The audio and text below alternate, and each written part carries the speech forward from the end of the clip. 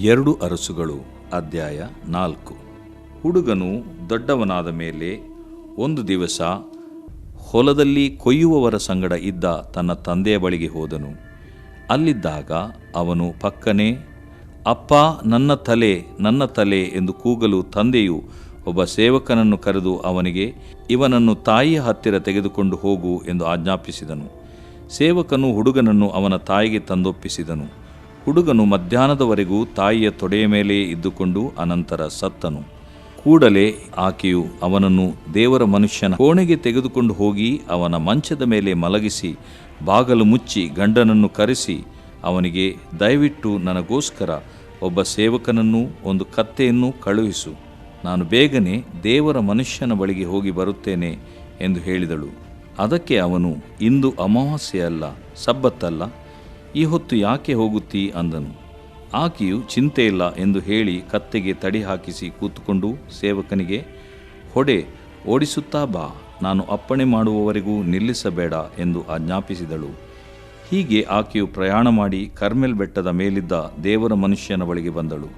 ಅವನು ಈಕೆಯನ್ನು ದೂರದಿಂದಲೇ ಕಂಡು ತನ್ನ ಸೇವಕನಾದ ಗೇಹಜಿಗೆ, ಅಗೋ, ಅಲ್ಲಿ ಶೂನೇಮ್ಯಳು, ನೀನು ಓಡಿ ಹೋಗಿ ಆಕೆಯನ್ನು ಎದುರುಗೊಂಡು, ನಿನಗೂ ನಿನ್ನ ಗಂಡನಿಗೂ ಮಗನಿಗೂ ಕ್ಷೇಮವೋ ಎಂದು ವಿಚಾರಿಸು ಎಂಬುದಾಗಿ ಆಜ್ಞಾಪಿಸಿ ಕಳುಹಿಸಿದನು.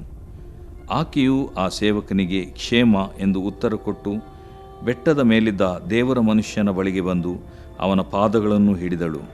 ಗೇಹಜಿಯು ಆಕೆಯನ್ನು ದೂಡುವುದಕ್ಕಾಗಿ ಹತ್ತಿರ ಬರಲು ದೇವರ ಮನುಷ್ಯನು ಅವನಿಗೆ, ಬಿಡು, ಆಕೆಯ ಮನಸ್ಸಿನಲ್ಲಿ ಬಹು ದುಃಖವಿರುವ ಹಾಗೆ ತೋರುತ್ತದೆ. ಯೆಹೋವನು ಆಕೆಯ ದುಃಖವನ್ನು ನನಗೆ ಪ್ರಕಟಿಸಲಿಲ್ಲ, ಮರೆ ಮಾಡಿದ್ದಾನೆ ಎಂದು ಹೇಳಿದನು. ಆಕೆಯು ದೇವರ ಮನುಷ್ಯನಿಗೆ, ನನಗೆ ಮಗನು ಬೇಕೆಂದು ಸ್ವಾಮಿಯಾದ ನಿನ್ನನ್ನು ಬೇಡಿಕೊಂಡೆನೋ, ನನ್ನನ್ನು ವಂಚಿಸಬಾರದೆಂದು ಮೊರೆಯಿಟ್ಟೆನಲ್ಲ ಅಂದಳು. ಆಗ ಎಲೀಷನು ಗೇಹಜಿಗೆ, ನೀನು ನಡುಕಟ್ಟಿಕೊಂಡು ನನ್ನ ಕೋಲನ್ನು ತೆಗೆದುಕೊಂಡು ಹೋಗಿ ಹುಡುಗನ ಮೋರೆಯ ಮೇಲಿಡು.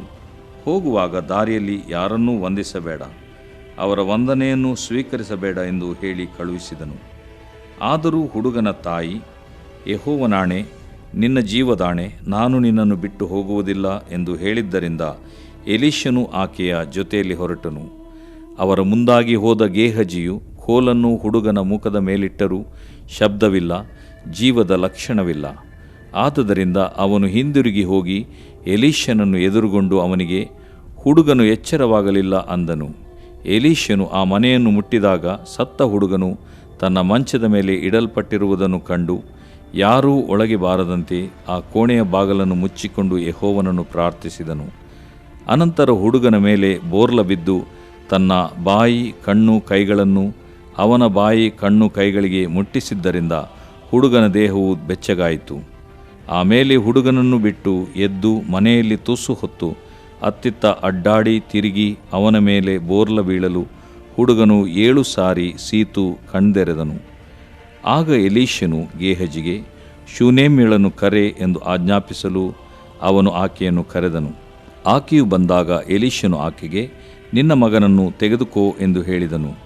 ಆಕೆಯು ಹತ್ತಿರ ಬಂದು ಅವನ ಪಾದಗಳಿಗೆ ಬಿದ್ದು ಸಾಷ್ಟಾಂಗ ನಮಸ್ಕಾರ ಮಾಡಿ ಮಗನನ್ನು ತೆಗೆದುಕೊಂಡು ಹೋದಳು. ಎಲೀಷನು ತಿರುಗಿ ಗಿಲ್ಗಾಲಿಗೆ ಹೋದನು. ಆಗ ದೇಶದಲ್ಲಿ ಬರವಿದ್ದಿತ್ತು. ಪ್ರವಾದಿ ಮಂಡಳಿಯವರು ತನ್ನ ಮುಂದೆ ಕೂಡಿ ಬರಲು ಅವನು ತನ್ನ ಸೇವಕನಿಗೆ, ದೊಡ್ಡ ಹಂಡೆಯನ್ನು ತೆಗೆದುಕೊಂಡು ಇವರಿಗೋಸ್ಕರ ಅಡಿಗೆ ಮಾಡು ಎಂದು ಆಜ್ಞಾಪಿಸಿದನು. ಒಬ್ಬನು ಯಾವುದಾದರೊಂದು ಪಲ್ಯ ಸಿಕ್ಕೀತೆಂದು ಕಾಡಿಗೆ ಹೋಗಿ ಅಲ್ಲಿ ಒಂದು ಕಾಡು ಬಳ್ಳಿಯನ್ನು ಕಂಡು ಉಡಿತುಂಬ ಅದರ ಕಾಯಿಗಳನ್ನು ಕಿತ್ತುಕೊಂಡು ಬಂದು ತುಂಡು ತುಂಡು ಮಾಡಿ ಆ ಪಾತ್ರೆಯೊಳಗೆ ಹಾಕಿದನು. ಅದು ಎಂಥ ಕಾಯಿ ಎಂಬುದು ಯಾರಿಗೂ ಗೊತ್ತಿರಲಿಲ್ಲ. ಜನರಿಗೆ ಅದನ್ನೇ ಊಟಕ್ಕೆ ಬಡಿಸಿದರು. ಅವರು ಅದನ್ನು ಬಾಯೊಳಗೆ ಹಾಕಿದ ಕೂಡಲೇ ತಿನ್ನಲಾರದೆ, ದೇವರ ಮನುಷ್ಯನೇ, ಪಾತ್ರೆಯಲ್ಲಿ ವಿಷ ಎಂದು ಕೂಗಿದರು. ಆಗ ಅವನು, ಹಿಟ್ಟನ್ನು ತಂದುಕೊಡಿರಿ ಎಂದು ಹೇಳಿದನು. ಅವರು ತರಲು ಅದನ್ನು ಆ ಪಾತ್ರೆಯೊಳಗೆ ಹಾಕಿ, ಈಗ ಇದನ್ನು ಬಡಿಸಬಹುದು ಅಂದನು. ಕೂಡಲೇ ಪಾತ್ರೆಯಲ್ಲಿದ್ದ ವಿಷವೆಲ್ಲ ಹೋಯಿತು. ಒಂದು ದಿವಸ ಬಾಳ್ ಶಾಲಿಷಾ ಊರಿನ ಒಬ್ಬ ಮನುಷ್ಯನು 20 ಜವೆ ಗೋಧಿಯ ರೊಟ್ಟಿಗಳನ್ನು 1 ಚೀಲ ತುಂಬ ಹಸಿ ತೆನೆಗಳನ್ನು ಪ್ರಥಮ ಫಲದ ಕಾಣಿಕೆಯಾಗಿ ತೆಗೆದುಕೊಂಡು ಬಂದು ದೇವರ ಮನುಷ್ಯನಿಗೆ ಸಮರ್ಪಿಸಿದನು. ಎಲೀಷನು ತನ್ನ ಸೇವಕನಿಗೆ, ಇದನ್ನು ಜನರಿಗೆ ಕೊಡು, ಅವರು ಊಟ ಮಾಡಲಿ ಎಂದು ಹೇಳಿದನು. ಅದಕ್ಕೆ ಅವನು, ಇಷ್ಟನ್ನು 100 ಮಂದಿಗೆ ಹೇಗೆ ಬಡಿಸಲಿ ಅಂದನು. ಎಲೀಷನು ಅವನಿಗೆ, ಇರಲಿ, ಕೊಡು, ಅವರು ಊಟ ಮಾಡಲಿ. ಅವರು ಅದನ್ನು ಊಟ ಮಾಡಿ ತೃಪ್ತರಾಗಿ ಇನ್ನೂ ಉಳಿಸಿಕೊಳ್ಳುವರೆಂದು ಯೆಹೋವನು ಅನ್ನುತ್ತಾನೆ ಎಂದು ಹೇಳಿದನು. ಸೇವಕನು ಬಡಿಸಲು ಯೆಹೋವನು ಹೇಳಿದಂತೆ ಜನರು ಊಟ ಮಾಡಿ ತೃಪ್ತರಾಗಿ ಇನ್ನೂ ಉಳಿಸಿಕೊಂಡರು. ದೇವರು ಪ್ರೀತಿಸುವ ಪ್ರೀತಿಯ ಬಿಗ್ ಜೆ ಟಿವಿ ಪ್ರಿಯ ವೀಕ್ಷಕರಿಗೆ ನಮ್ಮ ಕರ್ತನಾದ ಯೇಸು ಕ್ರಿಸ್ತನ ಹೆಸರಿನಲ್ಲಿ ನಿಮ್ಮನ್ನು ವಂದಿಸಿ ಸ್ವಾಗತ ಬಯಸುತ್ತಿದ್ದೇವೆ. ಬನ್ನಿರಿ, ಇಂದು ನಾವು ಒಟ್ಟಾಗಿ ದೇವರ ವಾಕ್ಯವನ್ನು ಅಧ್ಯಯನ ಮಾಡಿಕೊಳ್ಳೋಣ. ಇಂದಿನ ನಮ್ಮ ಅಧ್ಯಯನ 2ನೇ ಅರಸುಗಳ ಗ್ರಂಥ, the second book of Kings, 4ನೇ ಅಧ್ಯಾಯ ಮತ್ತು 2ನೇ ಭಾಗ. 2ನೇ ಭಾಗ ಅಂದರೆ 18ರಿಂದ 44 ವಚನಗಳವರೆಗೆ ಇರುವಂಥ ವಾಕ್ಯ ಭಾಗ. 18ರಿಂದ 44 ವಚನಗಳನ್ನು ಅಧ್ಯಯನ ಮಾಡಿಕೊಳ್ಳೋದಕ್ಕೆ ಮುಂಚಿತವಾಗಿ 2ನೇ ಅರಸುಗಳ ಗ್ರಂಥ 4ನೇ ಅಧ್ಯಾಯ 1ರಿಂದ 17ನೇ ವಚನದಲ್ಲಿ ಏನಾಯಿತು ಅಂತ ಹೇಳ್ಬಿಟ್ಟು ಸಂಕ್ಷಿಪ್ತವಾಗಿ ನಾವು ಯೋಚನೆ ಮಾಡಿಕೊಳ್ಳೋಣ. ಅದರಲ್ಲಿ ಏನಾಯಿತು ಎಂಬುದಾಗಿ ನಾವು ನೋಡುವಾಗ 4ನೇ ಅಧ್ಯಾಯದಲ್ಲಿ ಒಂದು ಅದ್ಭುತ ನಡೆಯುವಂಥದ್ದಾಗಿದೆ. 2 ಅದ್ಭುತ ನಾವು ನೋಡ್ತೀವಿ ಇದರಲ್ಲಿ. ಮೊದಲನೇ ಅದ್ಭುತ ಏನಂತ ಹೇಳಿದ್ರೆ, ಪ್ರವಾದಿ ಮಂಡಳಿಯ ವ್ಯಕ್ತಿ, ಅಂದರೆ ಒಬ್ಬ ಭಕ್ತಿವಂತನಾದ ಒಬ್ಬ ಪ್ರವಾದಿ, ಒಂದು ಗ್ರೂಪ್ ಇತ್ತು, ಪ್ರವಾದಿಗಳ ಒಂದು ಗುಂಪಿತ್ತು, ಮಂಡಳಿ ಇತ್ತು. ಒಂದು ಬೈಬಲ್ ಕಾಲೇಜ್ ಅಂತ ಹೇಳ್ಬೋದು, ಅಥವಾ ಒಂದು ಸ್ಕೂಲ್ ಆಫ್ ಪ್ರಾಫಿಟ್ಸ್ ಎಂಬುದಾಗಿ ಹೇಳ್ಬೋದು, ಪ್ರವಾದಿಗಳ ಒಂದು ಶಾಲೆ ಅಂತ ಹೇಳ್ಬಿಟ್ಟು ಅದು ಈ ಏಲಿಯನ್ ಕಾಲದಿಂದ ಇದ್ದಂಥದ್ದು. ಈಗ ಅಂಥವರಲ್ಲಿ ಒಬ್ಬನು ಸತ್ತು ಹೋಗಿರ್ತಾನೆ. ಅವನ ಹೆಂಡತಿ ಬಂದು ವಿಧವೆಯಾಗಿ ಬಡವಳಾಗಿ, ಬಹುಶಃ ಸಾಲ ಅವರಿಗೆ ಇರ್ತದೆ, ಅದಂತೂ ಭಾಳ ಸ್ಪಷ್ಟವಾಗಿ ಕಾಣ್ತದೆ. ಆ ಸಾಲದ ನಿಮಿತ್ತವಾಗಿ ಸಾಲಗಾರರು ಬಂದು ಆ ವಿಧವೆಯ 2 ಮಕ್ಕಳನ್ನು ದಾಸರನ್ನಾಗಿ ತೆಗೆದುಕೊಂಡು ಹೋಗಬೇಕಂತ ಬಂದಾಗ ಆಕೆ ಹತ್ರ ಏನಿರಲಿಲ್ಲ, ಸ್ವಲ್ಪ ಎಣ್ಣೆ ಇತ್ತು ಅಷ್ಟೇ. ಆಗ ದೇವರ ಮನುಷ್ಯನ ಹತ್ರ ಬರ್ತಾಳೆ. ಭಾಳ ಒಳ್ಳೆಯ ಒಂದು ತೀರ್ಮಾನ ಅವಳು ತಗೊಂಡ್ಳು. ಯಾಕಂದರೆ ದೇವರ ಮನುಷ್ಯನ ಹತ್ರ ಪರಿಹಾರ ಇರ್ತದೆ, ದೇವರ ಹತ್ರ ಹೋಗಬೇಕು. ಆದರೆ ದೇವರ ಪ್ರತಿನಿಧಿಯಾಗಿರುವಂಥ, ದೇವರ ಪ್ರವಾದಿಯಾಗಿರುವಂಥ ಎಲೀಷನ್ ಇರ್ತಾನೆ. ಎಲೀಷನು ಎಂಬುದಾಗಿ ಆ ಹೆಸರಿನ ಅರ್ಥ ಎಲ್ ಅಂತ ಹೇಳಿದರೆ ದೇವರು, ಎಲೀಷಾ ಶಾ ಅಂತ ಹೇಳಿದರೆ ಒದಗಿಸುವ ದೇವರು ಅಥವಾ ಸಿರಿವಂತಿಕೆಯ ದೇವರು, ಗಾಡ್ ಆಫ್ ರಿಚಸ್, ಅಥವಾ ಮೊರೆಯ ದೇವರು, ಗಾಡ್ ಆಫ್ ಸಪ್ಲಿಕೇಶನ್, ಮೊರೆಯ ದೇವರು, ಪ್ರಾರ್ಥನೆಯ ದೇವರು ಅಂತ ಹೇಳ್ಬೋದು.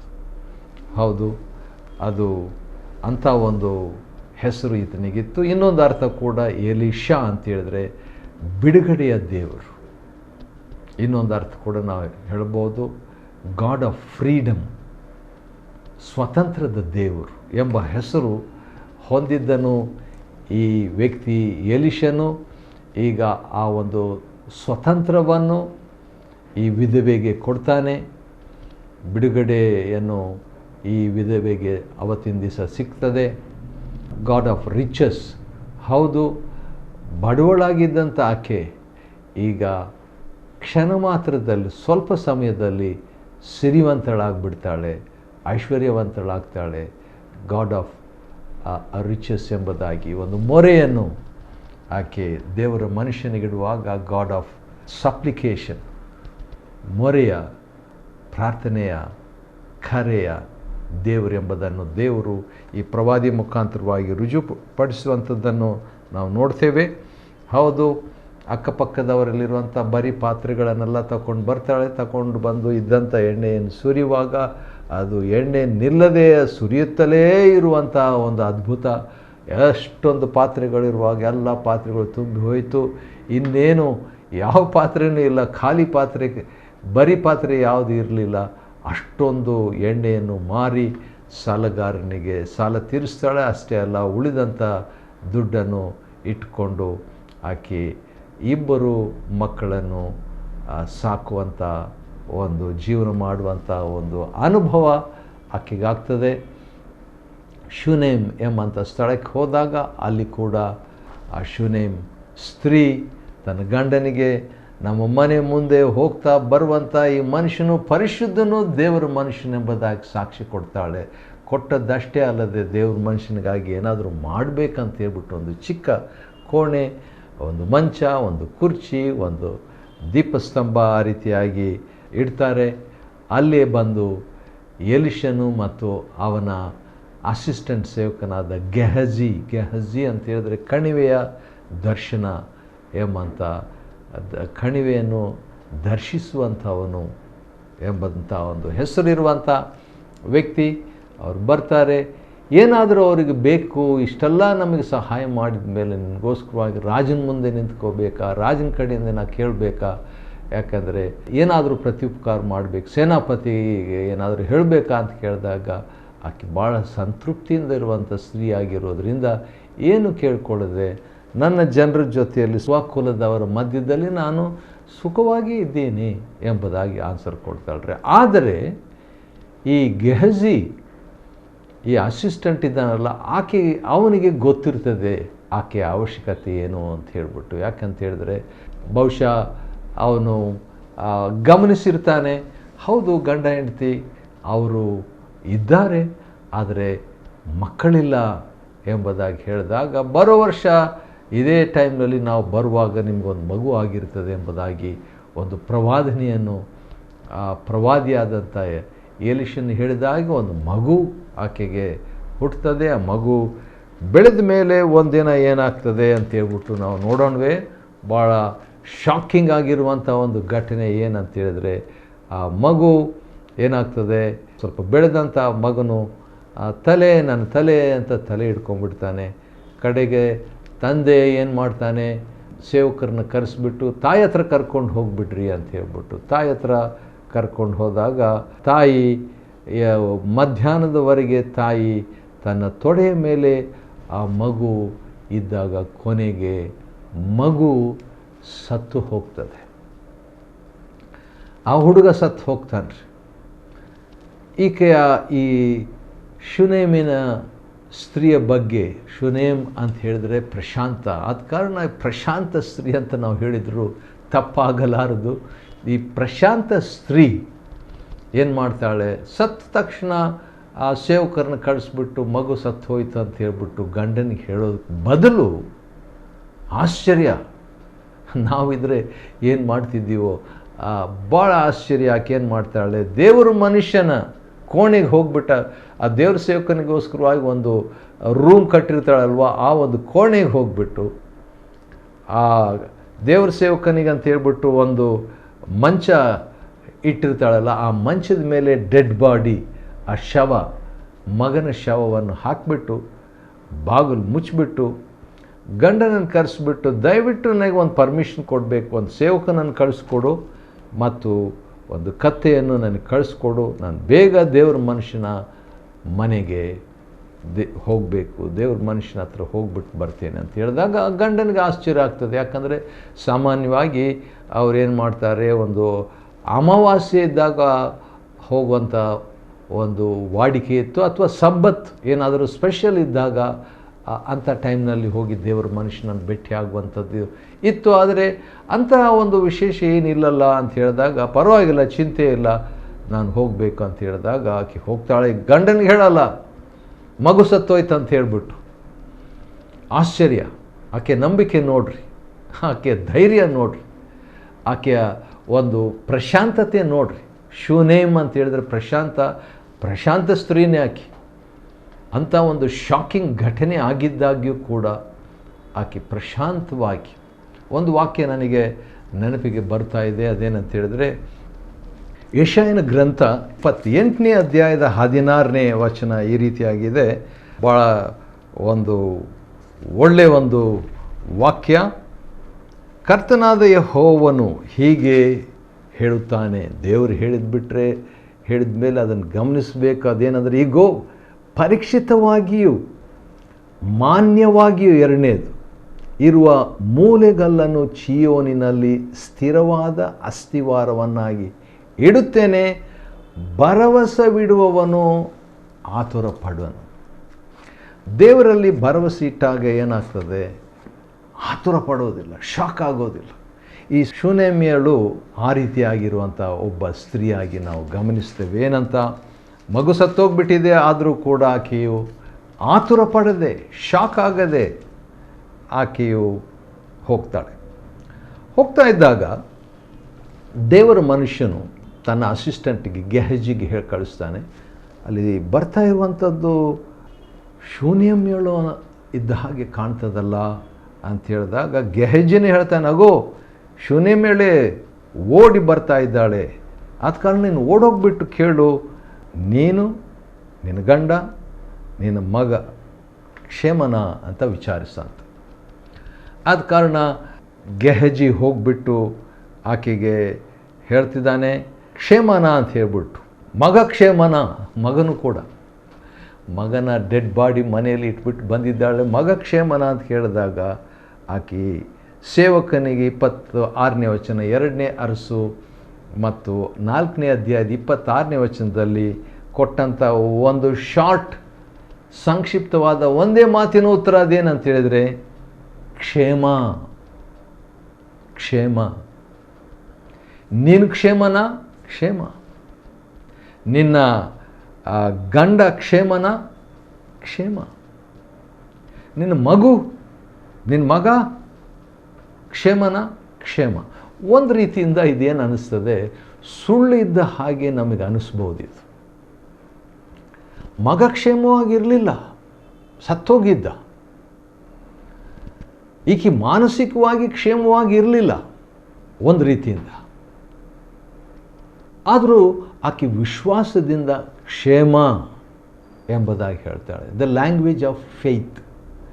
ವಿಶ್ವಾಸದ ಒಂದು ಅರಿಕೆ, ಅದು ಸುಳ್ಳಿದ್ದ ಹಾಗೆ ಕಾಣಬಹುದು, ಆದರೆ ವಿಶ್ವಾಸದಿಂದ ಅರಿಕೆ ಮಾಡುವಾಗ ಅದು ವಿಶ್ವಾಸವನ್ನಾಗಿ ದೇವರು ನೋಡ್ತಾನೆ. ತಾನು ಕ್ಷೇಮವಾಗಿದ್ಲು ಒಂದು ರೀತಿಯಿಂದ, ಅಂದರೆ ವಿಶ್ವಾಸದಿಂದ ಹೇಳ್ತಾ ಇದ್ದಾಳೆ. ಮಗ ಕ್ಷೇಮನ ಅಂತ ಹೇಳಿದಾಗ ಕ್ಷೇಮ ಅಂತ ಹೇಳ್ತಾಳೆ. ಆದರೂ ಕೂಡ ಬೆಟ್ಟದ ಮೇಲಿದ್ದ ದೇವರ ಮನುಷ್ಯನ ಬಳಿಗೆ ಬಂದು ಅವನ ಪಾದಗಳನ್ನು ಹಿಡ್ಕೊಳ್ತಾಳೆ. ಹಿಡ್ಕೊಳ್ಳುವಾಗ ಗೆಹಜಿ ಆಕೆಯನ್ನು ದೂಡುವುದಕ್ಕೆ ಬರ್ತಾನೆ. ಆವಾಗ ಎಲಿಷನ ಒಂದು ಮಾತು ಹೇಳ್ತಾನೆ, ಭಾಳ ಚೆನ್ನಾಗಿದೆ ಅದು, ನನಗೆ ಭಾಳ ಇಷ್ಟ ಆಯ್ತು ಅದು. ಅದೇನಂತ ಹೇಳಿದ್ರೆ, ಬಿಡು, ಆಕೆ ಮನಸ್ಸಿನಲ್ಲಿ ಬಹು ದುಃಖವಿರುವ ಹಾಗೆ ತೋರ್ತದೆ, ಭಾಳ ದುಃಖ ಇದ್ದಂಗೆ ಕಾಣ್ತದೆ.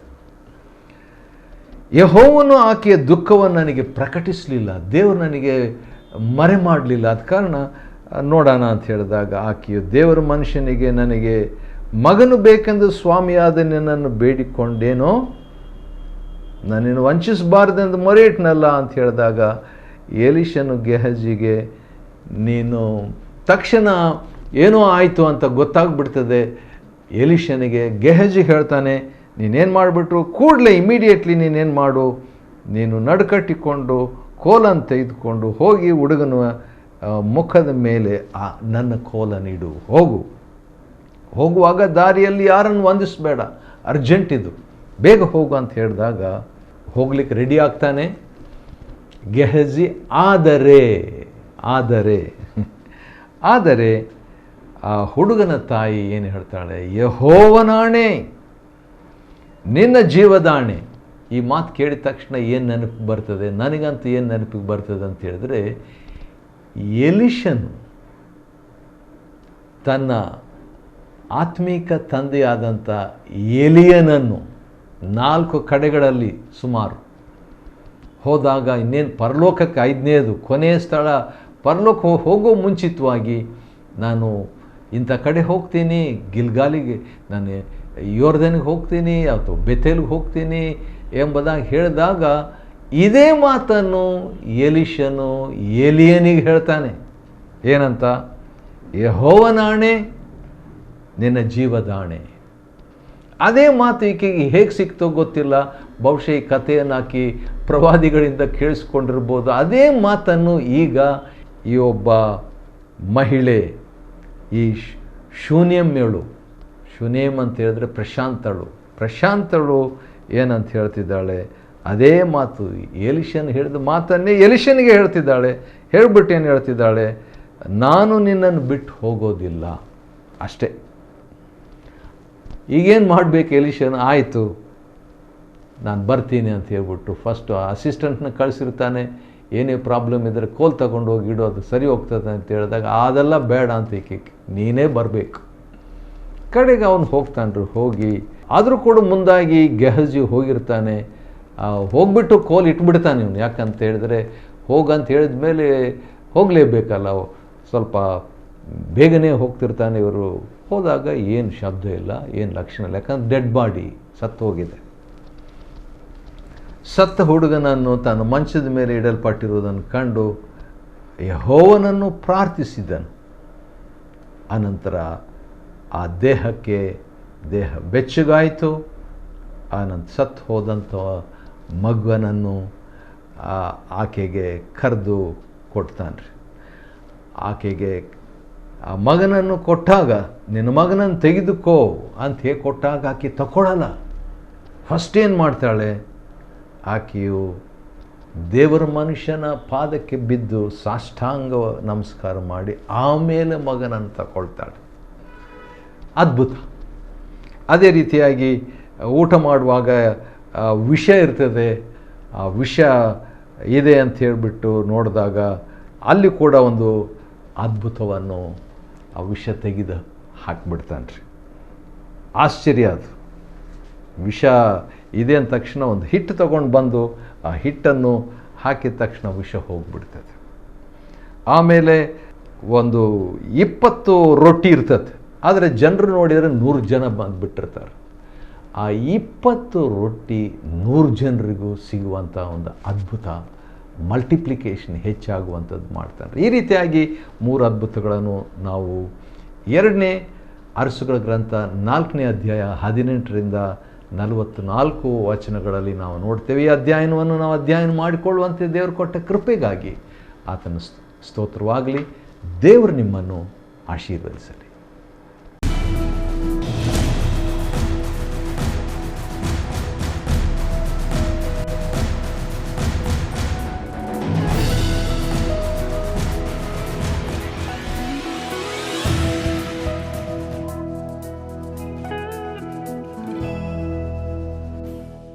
Chapter 4.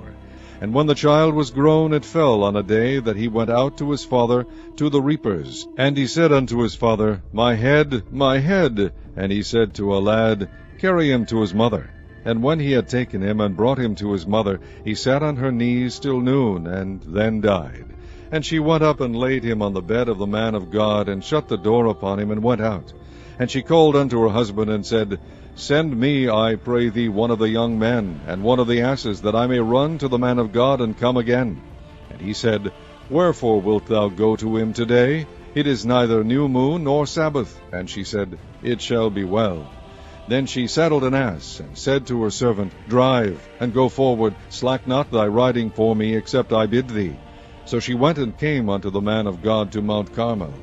And it came to pass, when the man of God saw her afar off, that he said to Gehazi his servant, Behold, yonder is that Shunammite. Run now, I pray thee, to meet her, and say unto her, Is it well with thee? Is it well with thy husband? Is it well with the child? And she answered, It is well. And when she came to the man of God to the hill, she caught him by the feet. But Gehazi came near to thrust her away. And the man of God said, Let her alone, for her soul is vexed within her. And the Lord hath hid it from me, and hath not told me. Then she said, Did I desire a son of my Lord? Did I not say, Do not deceive me? Then he said to Gehazi, Gird up thy loins, and take my staff in thine hand, and go thy way. If thou meet any man, salute him not, and if any salute thee, answer him not again, and lay my staff upon the face of the child. And the mother of the child said, As the Lord liveth, and as thy soul liveth, I will not leave thee. And he arose and followed her. And Gehazi passed on before them, and laid the staff upon the face of the child. But there was neither voice nor hearing.